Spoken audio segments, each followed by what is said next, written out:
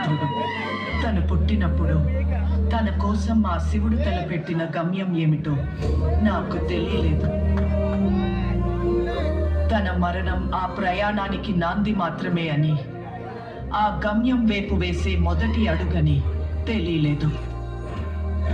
తన కోసం దేవతలకి అసురులకి మధ్య జరిగిన ఈ యుద్ధం ఆ యోధుని ప్రయాణంలో 2వ అధ్యాయమని తెలియలేదు. తప్పుకో విశాసుర, బాహుబలికి శిక్ష తప్పదు. సోదరా ఇంద్ర, నీకు బాహుబలి కావాలంటే నన్ను గెలిచి తీసుకో.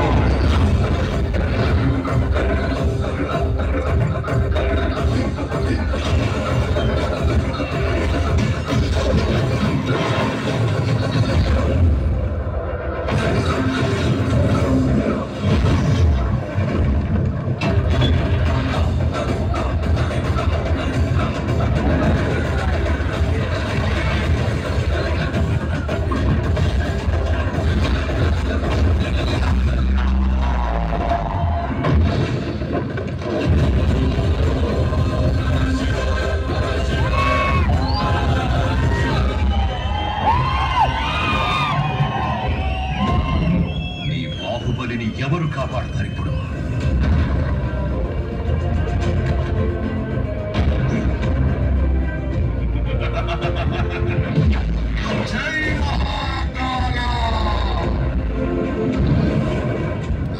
అదే ప్రశ్న ఇంద్ర, ఇప్పుడు నిన్నెవరు కాపాడతారా అని.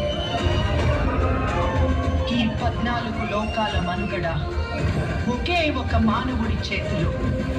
ఆ శక్తి పేరే బాహుబలి.